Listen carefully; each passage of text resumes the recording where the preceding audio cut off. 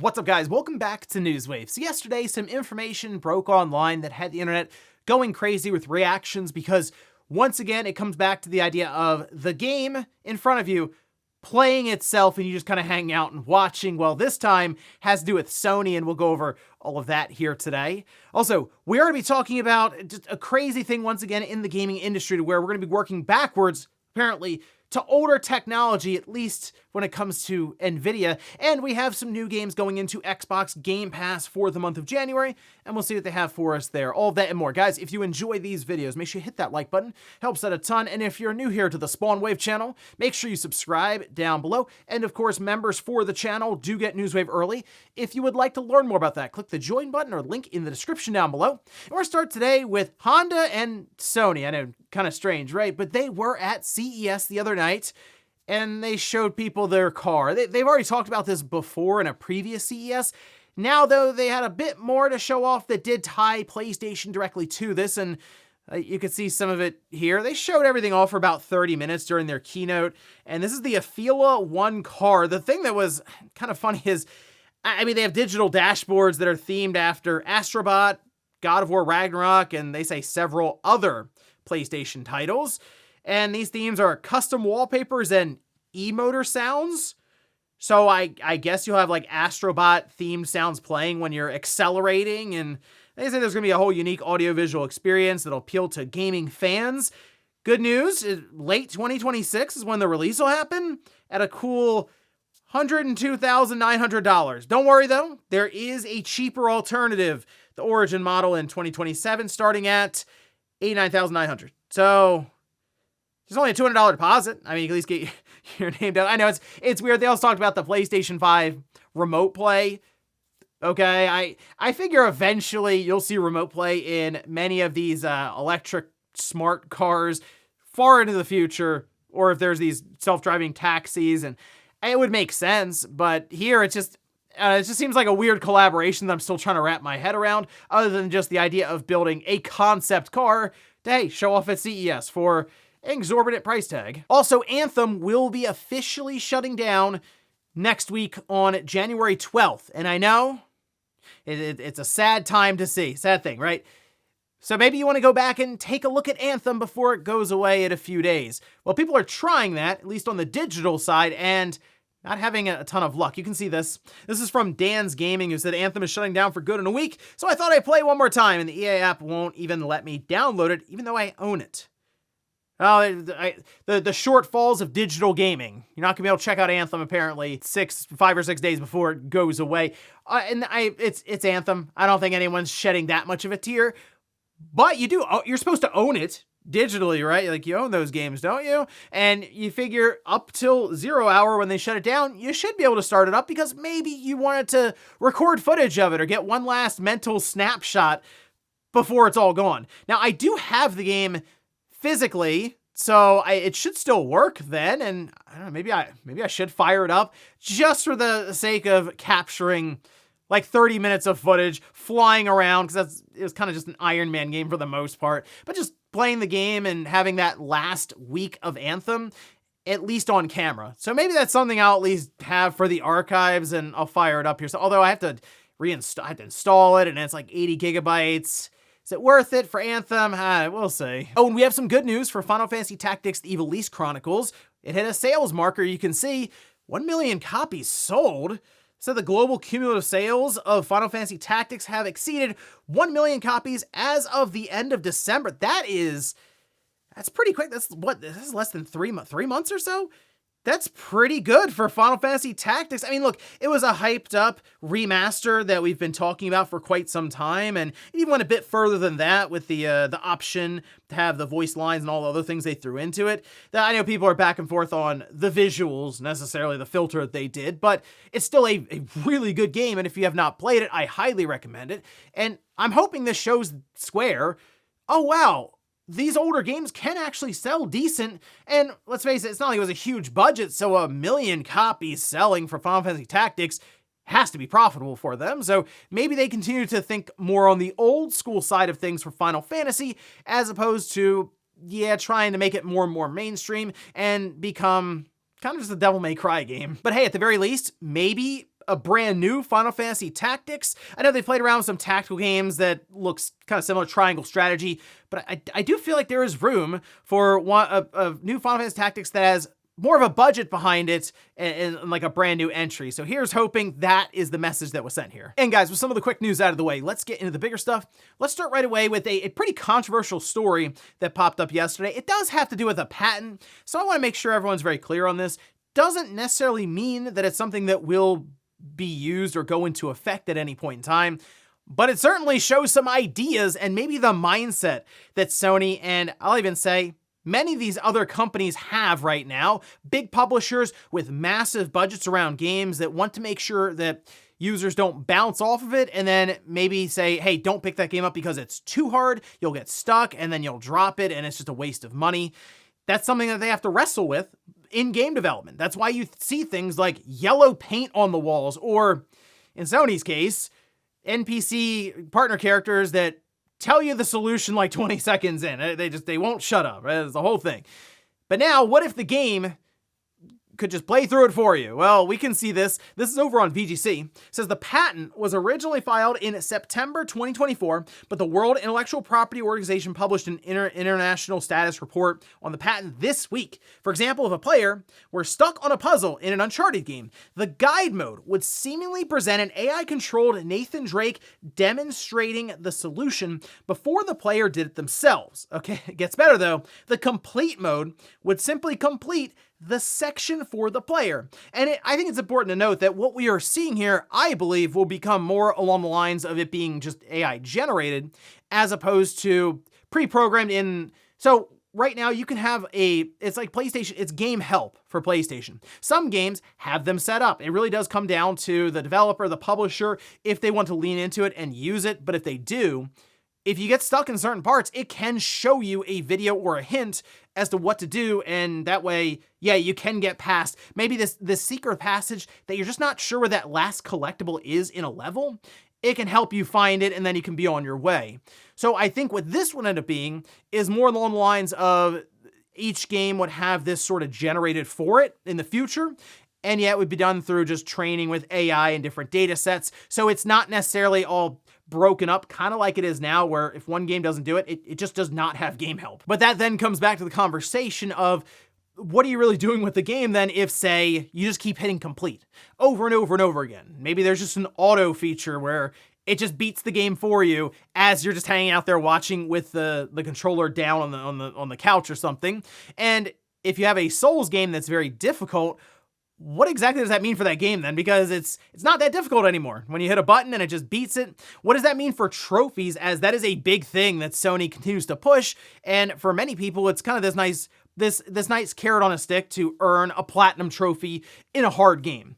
Well, it's not very difficult to get that platinum trophy when you have AI being able to basically play the game for you and probably complete it perfectly. And then what does that also mean for multiplayer games? That's what I mean. It's a whole rabbit hole to go down here and ask the question of how far do you go until you may as well just fire up Netflix. For me, as kind of the old school gamer who, ran into game over screen after game over screen after game over screen, back when you rented a game and had it on the Nintendo or the Super Nintendo or the Genesis for a weekend.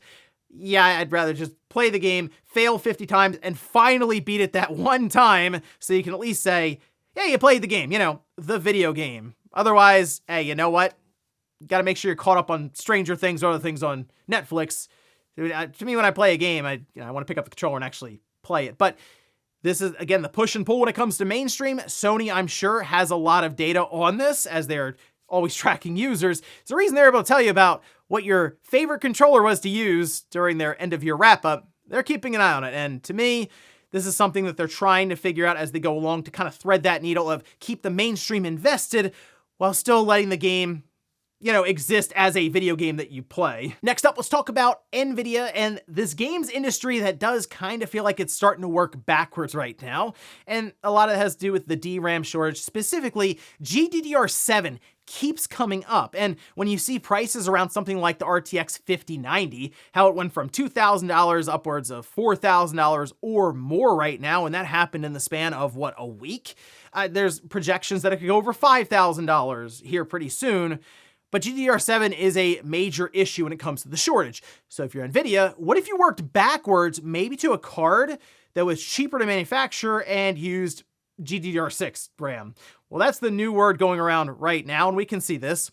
This is over on WCCF Tech. The new video report comes from Hongjing, who has a solid track record with NVIDIA GPU updates and production plans. The user states that as per the latest update, on January 5th, NVIDIA has updated its partners that the RTX 3060 is coming back in Q1 2026. There's no detail on whether both the 12GB or 8GB models or one of those will be produced, but the 3060 is going to be made available on retail shelves once again. Now, when it originally came out years ago, the 3060, it was $329 from what I saw. So I'm wondering if it's still going to be around that $300 mark. It would be kind of strange to place it there, although video cards have just gotten so expensive. But NVIDIA is doing a lot right now to try to figure this out, even through software, which we're going to get to another update that they dropped at CES that sort of plays into this. But a 3060, 8GB of GDDR6, yeah, that would probably help them figure out or navigate what is a really strange marketplace right now. It's just, we're going backwards to a different video card from NVIDIA. It's not completely the same as if Microsoft was like, man, you know what? We got to go back to that Xbox One S, because then they're dropping to different CPUs and other things. It's just, it's an interesting time right now in gaming, going back to the RTX 3060. So I'm very curious to see if it is the 8 or 12GB model and what the pricing will be, because that is obviously going to be very, very important for where it actually slots in for the marketplace and if it's worth checking out. I will say the 3060 or 3060 Ti is a card I've been kind of checking out recently for a more budget-oriented build, and it's not bad. It holds up well enough for a 1080p or even 1440p system, and that's probably where I figure this one will slot in. But again, we're going to come back to NVIDIA here shortly when it comes to the software side. Next up, let's talk about Xbox Game Pass games for the month of January. Once again, some of these are split up between the different tiers, so I'll do my best to point out which tier these different games are going into. But there were a few nice surprises that are dropping in, especially if you missed a few of these titles, or if they're in your backlog now, maybe it'll remind you to check them out again. So let's take a look. This is over on Xbox Wire. These games are available right now. We have Brews and Bastards, that's Cloud, PC, and Xbox Series X and S. Then we have Little Nightmares Enhanced Edition, Cloud, Handheld, PC, and Xbox Series X and S. As you can see, those two titles, Ultimate, Premium, and PC. All right, so moving up to today, January 7th, we have Atomfall. That's going into Game Pass Premium. Lost in Random, also going into Premium. Rematch in Premium.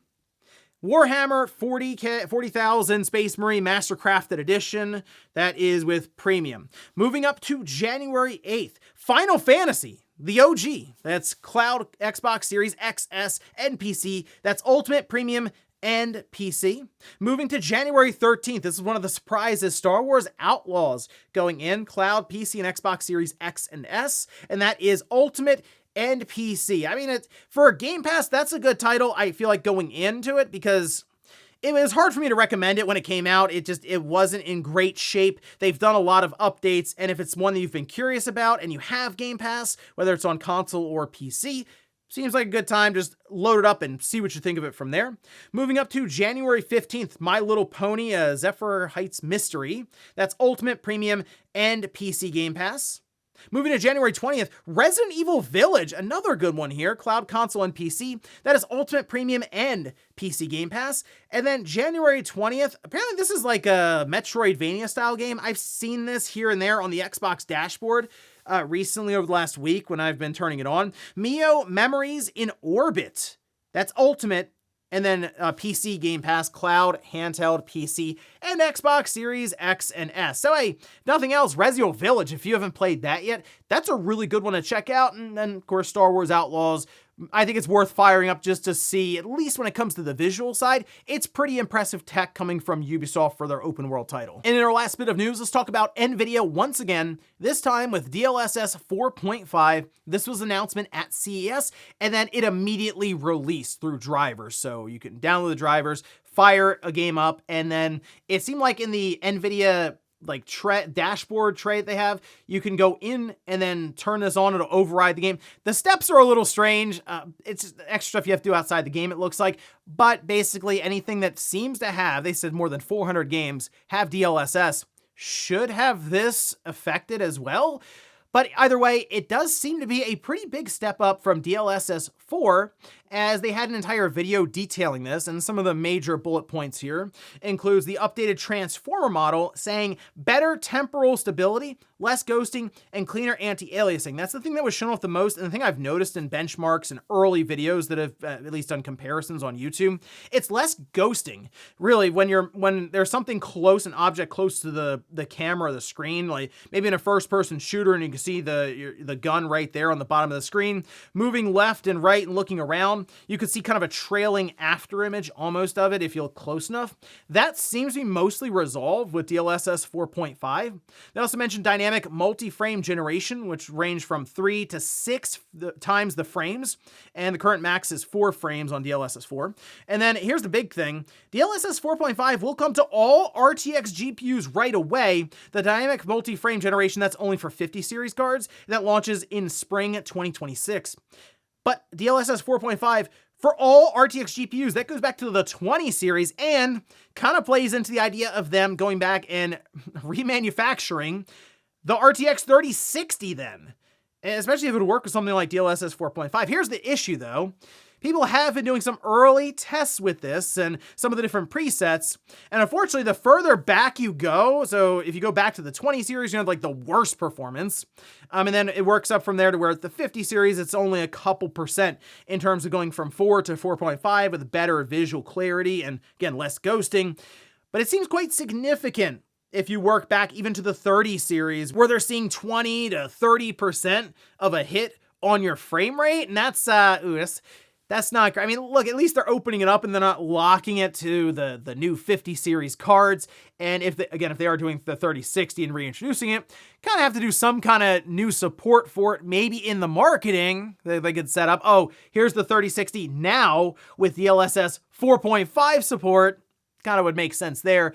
But this is kind of the future I'm envisioning for, especially in the short term, maybe medium to long term. The idea that it's less and less raw brute force power from video cards or consoles and more about the things like AI, artificial upscaling techniques, DLSS, FSR, all kinds of stuff like that. That is, yeah, a lot of tricks and smoke and mirrors and stuff.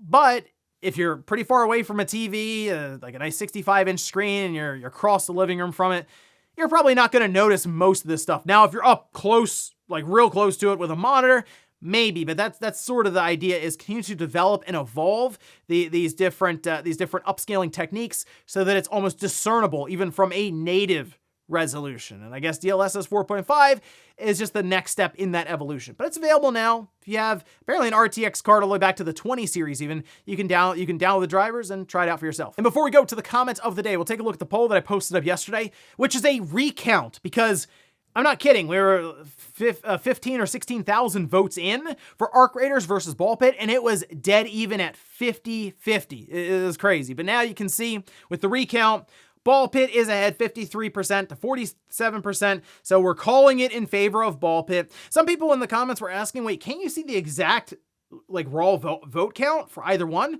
You actually can't, and this is really weird. I was going back in YouTube and looking. I was all over the place. I eventually got to the post with the stats, and I thought, great, I'll be able to look at the votes, and if it's a 10-vote difference, we're good. I can at least say this game won. Not the case. It shows me the overall vote count, the raw vote count, so I can see it down to the single vote, but it didn't tell me how many votes went to which option. It just said, oh, the percent is 50% and 50%.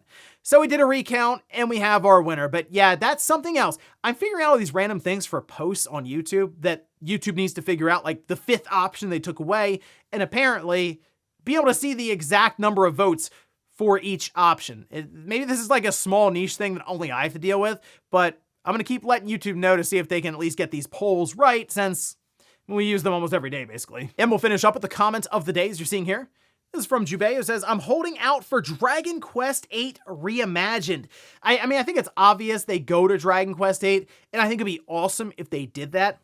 I mean, I still think back to when it came out, and I had to double check. I was like, I feel like that released in North America almost the exact same time as the Xbox 360, because I remember the 360 coming out, but then one of my other friends was really into the Dragon Quest series at that time, and they got 8, and they're like, no, you need to check out Dragon Quest 8. And I've always thought about it as a PS2 game, even though I know it's come out on like the 3DS, and it came out on mobile phones, if I'm not mistaken, as well. It's had other releases, but I always look at that as a PS2 game that could absolutely use a new remade version of it. And here we are now, 20 years later? It seems like the pieces are coming together. Dragon Quest is as popular as ever right now. And while, yeah, we're all looking forward to what Dragon Quest 12 is going to end up being, and Dragon Quest 7 Reimagined is just a few weeks out, it does seem like they're stacking things up and getting ready, I hope, for Dragon Quest 8 Reimagined, because I would absolutely be there day one. And ladies and gentlemen, that's going to do it here for Newswave. If you enjoyed this video, guys, hit that like button. If not, hit the dislike. Leave comments down below about everything we talked about here today. If you missed yesterday's Newswave, I'll leave it up here in a card. Or maybe you want to check out some discussion around next generation for things like the next Xbox or the next PlayStation 6 and what exactly they could bring to the table, and if the marketplace is even looking for something like that. We did an entire hour-long show about it, and I'll leave it right below. Thanks, guys, for watching, and I'll see you next time.